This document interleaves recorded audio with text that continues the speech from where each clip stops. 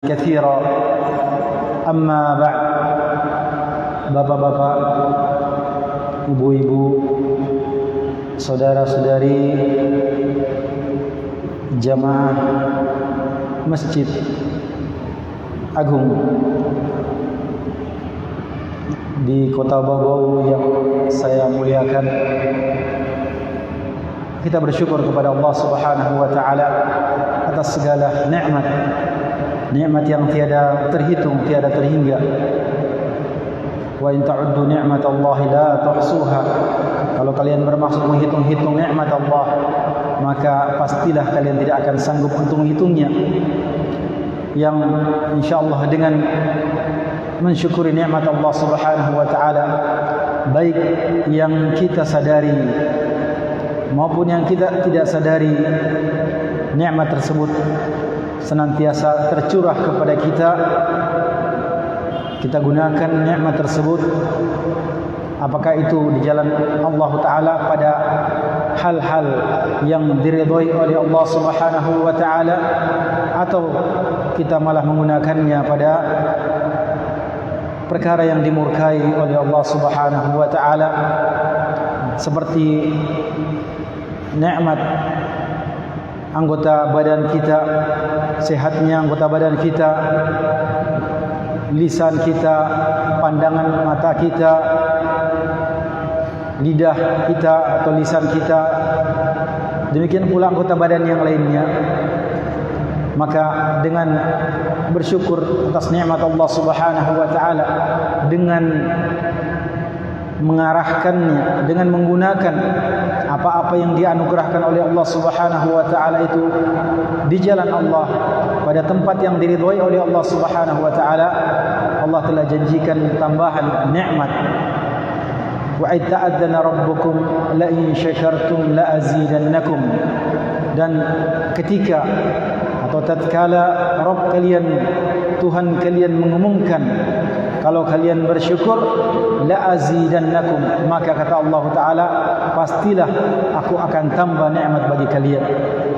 Sebaliknya kata Allah Subhanahu wa taala, wala in kafartum inna adabi lasyadid.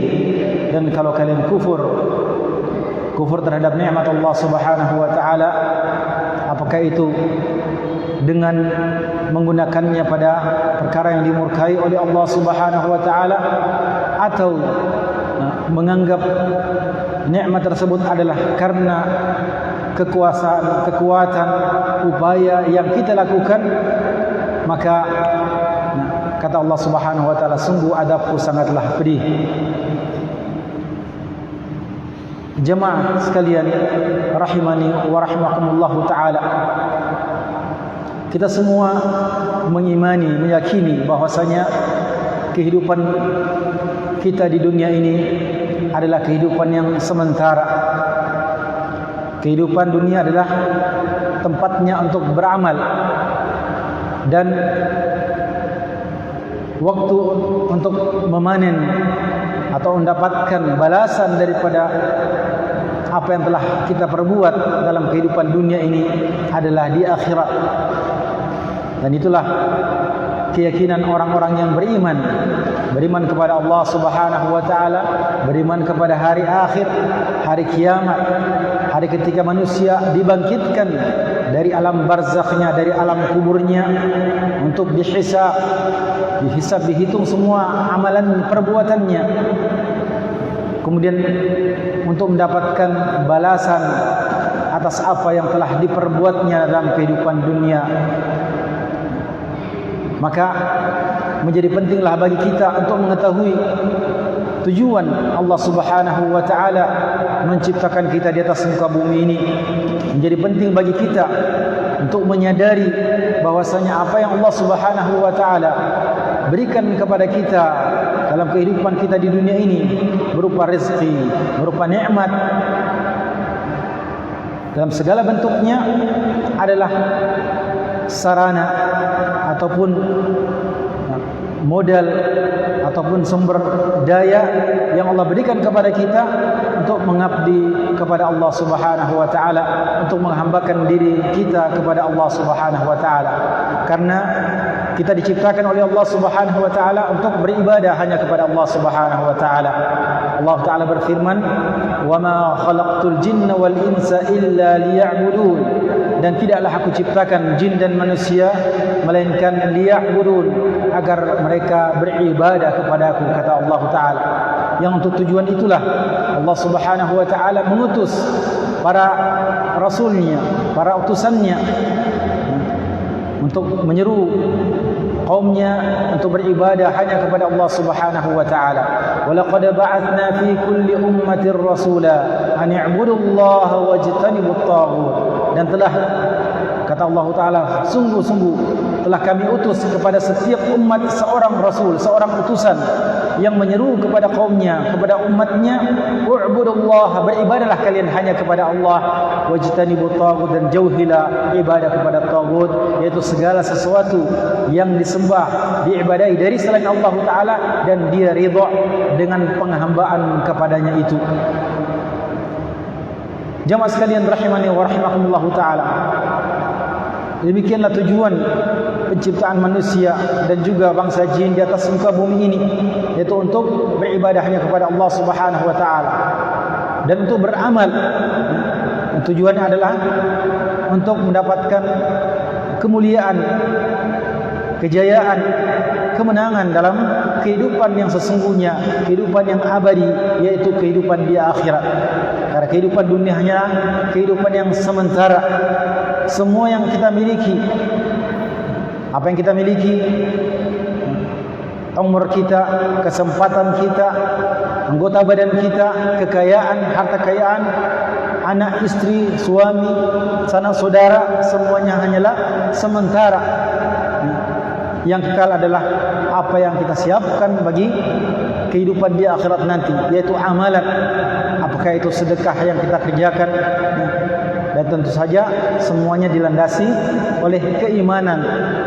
Karena tidak ada manfaatnya amal kebaikan, amal kalau tidak dilandasi oleh keimanan. Karena yang diterima amalannya hanyalah orang-orang yang beriman kepada Allah Subhanahu wa taala. Maka di antara petunjuk Allah Subhanahu wa taala kepada hamba-hambanya adalah bagaimana kita menggunakan anggota badan kita dalam ketaatan kepada Allah Subhanahu wa taala. Anggota badan kita yang merupakan bagian nikmat dari Allah Subhanahu wa taala, kita pergunakan dalam ketaatan kepada Allah Subhanahu wa taala, bukan untuk bermaksiat kepada Allah Subhanahu wa taala. Itu secara umum. Utamanya apa yang menjadi penguasa atau pemimpin dari jawarih, anggota badan kita, yaitu hati.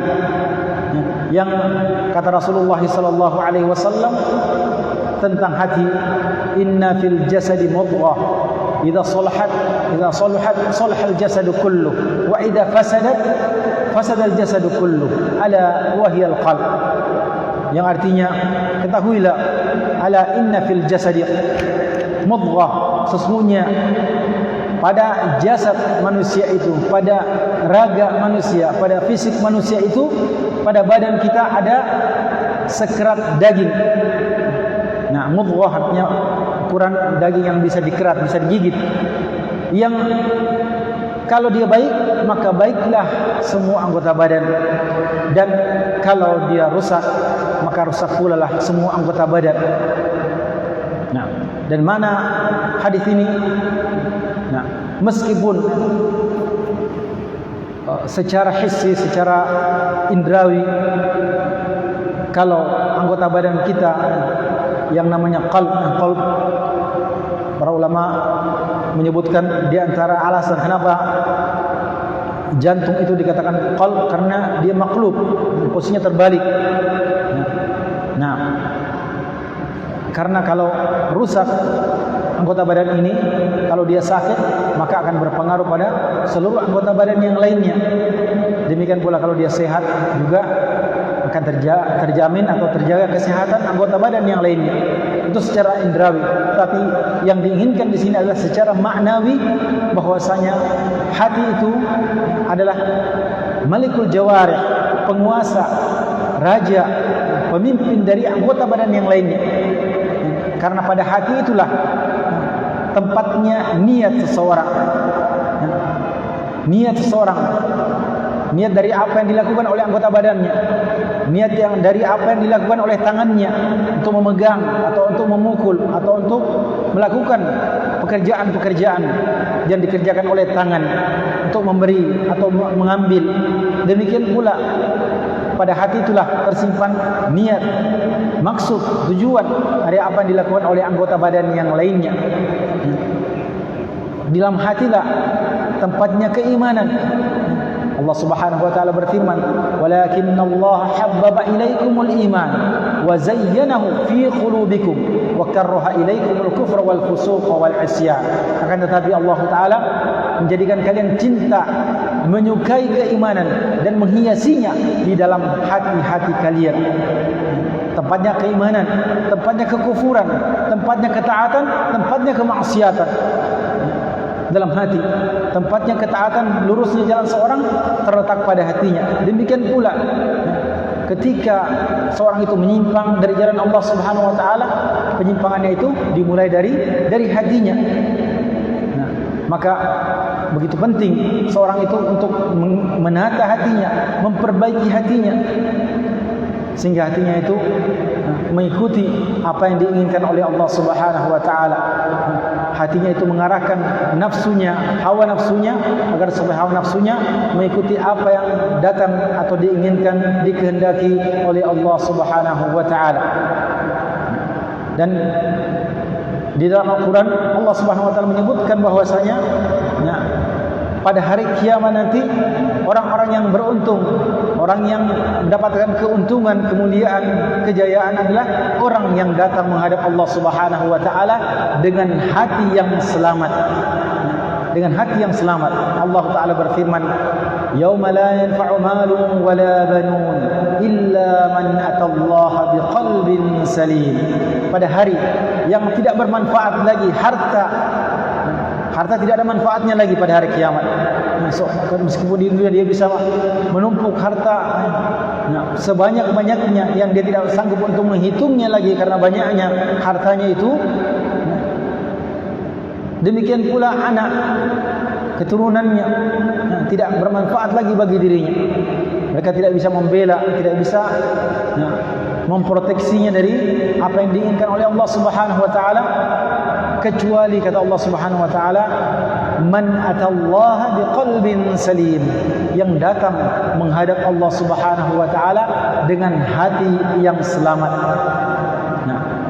Nah, hati yang selamat kata para ulama seperti disebutkan dalam beberapa tafsir, di antaranya saya menukil dari tafsir Karimur Rahman. Nah, katanya makna al-qalbus salim, hati yang selamat adalah alladhi salima minasyirki wasyakki wa mahabbati syarr wal israr ala al-bid'ati wadh-dhunubi wa yalzamu min salamatihi mimma dhukira ittisafuhu bi'adabihi min al-ikhlasi wal amal wal yaqin wa mahabbati al-khair wa tazyinuhu fi qalbihi wa an yakuna iradatuhu wa mahabbatuhu tabi'atan li mahabbatillahi wa hawahu tabi'an lima jaha 'anillah.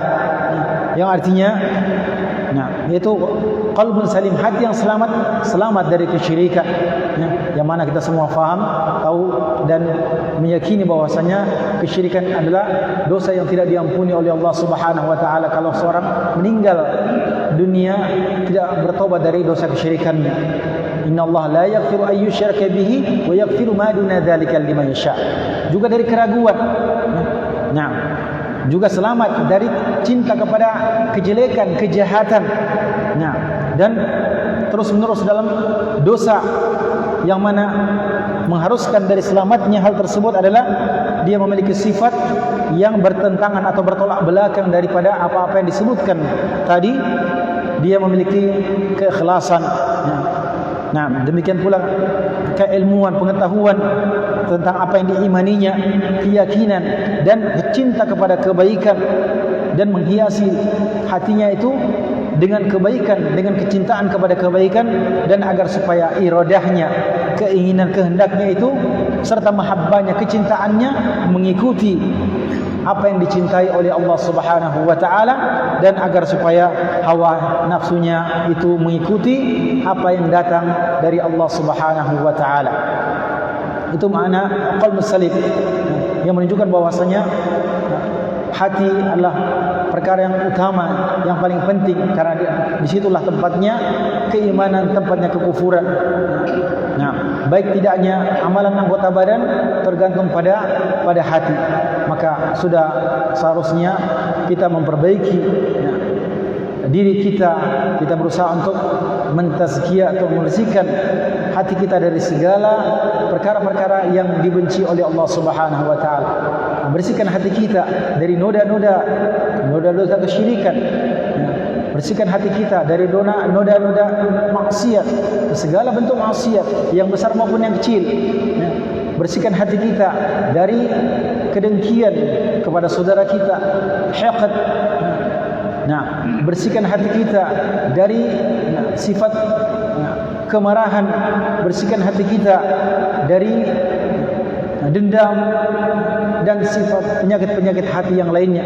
Kita berusaha untuk membersihkannya dengan cara mempelajari apa-apa saja yang termasuk dari penyakit hati, kemudian kita memohon pertolongan kepada Allah Subhanahu wa taala agar supaya Allah taala membersihkan penyakit-penyakit hati tersebut, tentu dengan banyak melatih diri kita untuk ikhlas, semata-mata kita kerjakan karena mengharapkan pahala dari Allah Subhanahu wa taala, mengharapkan keridhaan Allah Subhanahu wa taala.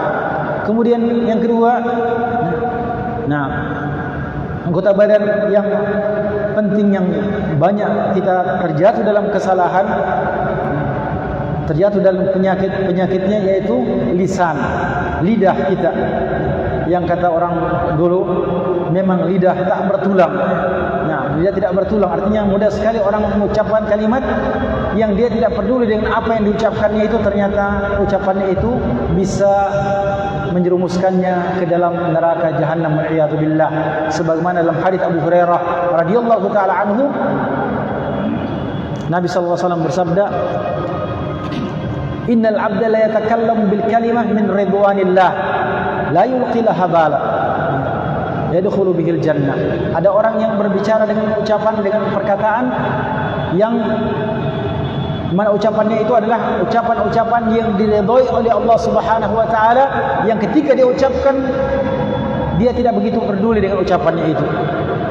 Artinya karena sudah jadi kebiasaan, tidak begitu peduli apa yang diucapkan, ucapannya itu memasukkannya ke dalam surga. Ya, kalau dia beruntung ucapannya itu bukan kesalahan, bukan maksiat, bukan ucapan yang merupakan pelanggaran, tetapi lanjutan daripada hadis ini, wa innal 'abda la yatakallam bil kalimah min sakhatillah, dan ada hamba yang berbicara dengan ucapan-ucapan, perkataan-perkataan yang dimurkai oleh Allah Subhanahu wa taala, wala yulqilaha balat, yang ketika dia ucapkan dia tidak begitu peduli, asal bicara saja, asal keluar saja. Seperti ketika tetangganya dilihatnya seperti ini, ada sesuatu, nah dengan entengnya dia cerita kepada tetangga yang lain atau yang lain, dia menggunjingnya, dia menggibahnya atau menggunjingnya. Ketika dia menggunjing, dia tidak begitu peduli. Nah, sudah menjadi kebiasaannya. Atau ketika dia mengadu domba orang, nah, membuat orang lain berkelahi gara-gara ucapan lisannya. Nah, atau dia mencemooh, mencaci maki, mencela, dan ucapan-ucapan lainnya yang dimurkai oleh Allah Subhanahu wa taala, dia tidak begitu peduli dengan apa yang diucapkannya, yang mana ucapannya itu memasukkan dia ke dalam neraka jahanam yang disebabkan oleh ucapannya tersebut. Atau dalam lafaz yang lain atau hadis yang lain disebutkan, nah, menjauhkannya dari, mendekatkannya dia kepada neraka. Nah, begitu berbahayanya lisan. Itulah sebabnya dalam rangka menjaga lisan, Rasulullah SAW memberikan bimbingan kepada kita, kepada umatnya. Nah, al-muslim man salima al-muslimu min lisanihi wa yadihi. Orang muslim yang sejati, muslim yang sesungguhnya adalah seorang yang kaum muslimin, saudara-saudaranya itu selamat dari ucapan lisannya dan perbuatan tangannya. Nah, dalam hadis yang lain Rasulullah bersabda, nah, Man kana yu'minu billahi wal yawmil akhir falyaqul khairan aw liyasmut. Barang siapa yang beriman kepada hari akhir. Nah, man kana yu'minu billah, beriman kepada Allah dan hari akhir, maka hendaknya dia berkata yang baik atau dia diam. Tidak bisa berbicara yang baik, maka hendaknya diam saja. Nah, demikian pula hadis yang lain ketika Nabi sallallahu alaihi wasallam menceritakan atau menyampaikan kepada Mu'adz bin Jabal radhiyallahu anhu amalan-amalan, nah kebaikan-kebaikan disebutkan oleh Rasulullah SAW. Kemudian Rasulullah SAW tutup dengan ucapan, maukah saya kabarkan kepadaku milaku hadi kulli. Nah, tujuan atau maksud dari semuanya itu amalan-amalan, ada puasanya, ada solatnya. Kata Rasulullah SAW sambil memegang lidahnya, kata Rasulullah SAW, kuffa alaika hada atau amsik alaika hada. Tahanlah lisanmu, tahanlah lidahmu. Kemudian Mu'adz bin Jabal bertanya, wa inna la mu'akhaduna bima natakallamu bih. Apakah kita juga akan dihisab, akan dihukum, diberikan hukuman atas apa yang kita ucapkan? Menurut Mu'adz bin Jabal, hanya ucapan lisan saja, masa itu juga bisa jadi sebab kita diberikan hukuman oleh Allah Subhanahu wa taala. Kata Rasulullah sallallahu alaihi wasallam, "Taqulat ka ummuka ya Mu'adz." Artinya ibumu sudah kehilangan kau wahai Mu'adz. Itu ucapan yang diucapkan oleh orang Arab untuk menghardik seseorang atau menyalahkan seorang. Kemudian katanya, kata Rasulullah sallallahu alaihi wasallam, "Nah, hal yakubbu an-nas ala alsinatihim aw ala wujuhim aw ala manakhirihim illa hasaidu alsinatihim." Nah, bukankah manusia itu, mereka itu diseret itu ke dalam api neraka, dicampakkan, dilemparkan ke dalam neraka pada wajah-wajah mereka atau pada hidung-hidung mereka, yang disebabkan tidak lain oleh hasaid alsinatihim, hasil kerja daripada lisan-lisan mereka. Nah, itu pertanyaan Rasulullah SAW yang tidak memerlukan jawaban. Artinya, bukankah yang menjadikan mereka, kebanyakan manusia, diseret ke dalam neraka karena apa yang diucapkan oleh lisan-lisan mereka? Itulah sebabnya dalam hadis yang lain Rasulullah SAW bersabda, "Man yatman li ma baina lihyai wa ma baina fakhidai abman lahul jannah." Barang siapa yang bisa menjamin untukku apa yang diantara dua lihyanya, itu antara kumis dan jenggotnya, dan artinya antara, dan maksudnya sini adalah mulutnya, di situ ada lisan, ada lidahnya, dan menjamin kemaluannya, jaga kedua hal tersebut, lisannya dijaga, ucapannya dijaga, jaga kemaluannya, maka kata Rasulullah SAW, aku jamin surga untuknya. Demikian pentingnya kita menjaga dua perkara ini. Yang paling penting adalah hati kita tata, kita jaga untuk senantiasa di bawah petunjuk Allah Subhanahu wa taala, berjalan di atas jalan Allah Subhanahu wa taala, apa yang diridhai oleh Allah Subhanahu wa taala, dan kita jauhi apa-apa yang dimurkai oleh Allah Subhanahu wa taala. Demikian pula apa yang kita ucapkan hendaknya senantiasa diridhai oleh Allah Subhanahu wa taala, dan kita jauhi apa-apa saja perbuatan lisan kita yang dimurkai oleh Allah Subhanahu wa taala.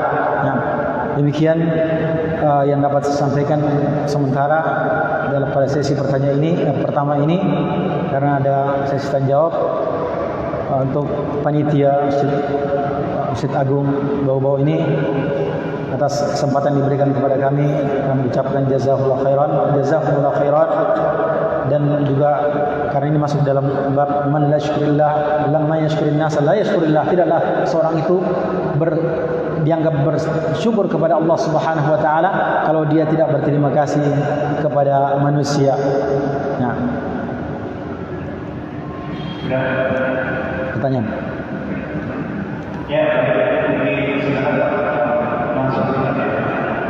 Ya.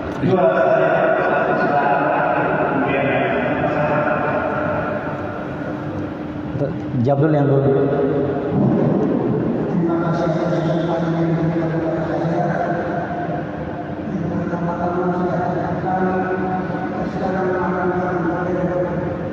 Sedikit. Singkat.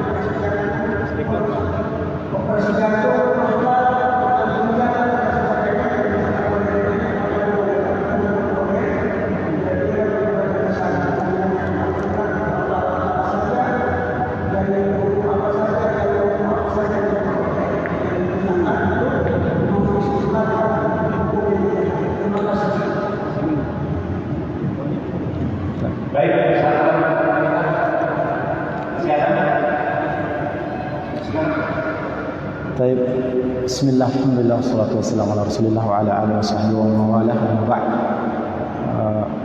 Tadi pertanyaannya, apakah zaman sekarang ini, zaman modern ini masih ada ijtihad gitu ya? Tentu saja ijtihad itu masih terus berlangsung, karena dunia ini berkembang, tatawir dalam segala bentuknya, tapi tentu saja ijtihad itu tidak akan keluar. Ijtihad yang dibolehkan, yang sesuai dengan syariat, itu adalah tidak keluar dari hukum yang terdapat dalam Al-Quran dan Sunnah Rasulullah SAW, atau sumber-sumber hukum Islam. Karena sumber hukum Islam itu ada 4, ya, yaitu Al-Quran, Sunnah, kemudian ijma dan qiyas. Nah, tidak keluar dari 4 sumber tersebut, yang mana ijma dan qiyas juga tentu sumber kembalinya kepada Al-Quran dan Sunnah Rasulullah SAW. Maka dalam perkara yang kontemporer, perkara-perkara yang baru terjadi, yang diperlukan hukum, maka di situ ada ijtihad. Ijtihad orang-orang yang pantas untuk berijtihad, yang sampai pada tingkatan mujtahid. Nah, dan tidak semua orang katakan saya berijtihad. Semua orang yang sudah bisa baca Quran, yang sudah bisa baca bahasa Arab misalnya, kemudian dia berijtihad dalam perkara-perkara yang hanya harusnya diserahkan kepada ulama kibar, kepada majelis ulama yang membahas permasalahan-permasalahan, duduk berhari-hari untuk membahas, tidak sendirian, karena dibutuhkan masukan dari orang-orang yang berilmu, masukan semua cabang-cabang keilmuan dalam satu permasalahan sampai ada keluarnya ijtihad. Nah, dan mungkin saja seorang itu dia berijtihad dalam satu perkara tergantung daripada keadaan dan kondisinya. Adapun kalau masalah-masalah kesehatan dan permasalahan-permasalahan dunia lainnya, selama dia tidak bertentangan dengan hukum syariat, maka semua dibolehkan. Sebagaimana sabda Rasulullah SAW, kuntum a'lamu bi umuri dunyakum, kalian lebih tahu tentang urusan dunia kalian, selama tidak bertentangan. Tapi kalau ada pertentangannya, misalnya yang dikatakan tadi operasi, maka selama, dan yang saya ketahui tidak ada ulama yang melarang operasi. Nah, operasi prostat, operasi apa saja, nah, selama dia tidak bertentangan dengan syariat, maka termasuk mencangkok. Misalnya cangkok diambil, misalnya transplantasi, mungkin mata diambil dari mata orang, itu walaupun ada yang khilaf, tapi yang saya ketahui kebanyakan ulama membolehkan hal tersebut. Wallahu taala alam. Adapun masalah merubah ciptaan Allah Subhanahu wa taala, pada dasarnya kita dilarang untuk merubah ciptaan Allah Subhanahu wa taala. Tapi kita harus menentukan dulu mana yang dimaksud, mana batasnya merubah dengan tidak merubah ciptaan Allah Subhanahu wa taala. Itu yang perlu digarisbawahi. Dan sampai tidak merubah ciptaan Allah taala kita masukkan ke dalam bentuk merubah ciptaan Allah Subhanahu wa taala. Nah, yang dalam masalah tersebut memang keras hukum Allah Subhanahu wa taala, merubah-rubah ciptaan Allah Subhanahu wa taala. Misalnya sampai kita dilarang mengikir gigi misalnya karena itu dianggap merubah. Tapi kita dibolehkan meluruskan misalnya gigi yang azabullah mungkin agak tubuhnya tidak rata, kita luruskan dengan kawat gigi. Itu bukan merubah ciptaan Allah taala, karena asalnya ciptaan Allah Subhanahu wa taala sempurna, baik semuanya. Kita ingin meluruskan yang mungkin karena perkembangan ketika kecil dia tidak normal, sehingga kita ingin kembalikan kepada penciptaan yang aslinya, sesungguhnya. Nah, wallahu a'lam. Maksudkan dalilnya Pak, dalilnya dalam Al-Quran dan kira-kira ilmu apa saja yang digunakan di dalam istinbat. Baik. Mungkin saya tidak bisa menjawab untuk sekarang ini karena mungkin akan tidak cukup waktu kita. Iya. Dan mungkin juga saya tidak mampu untuk menjawab itu, bukan kapasitas saya. Saya pindah kepada pertanyaan kedua.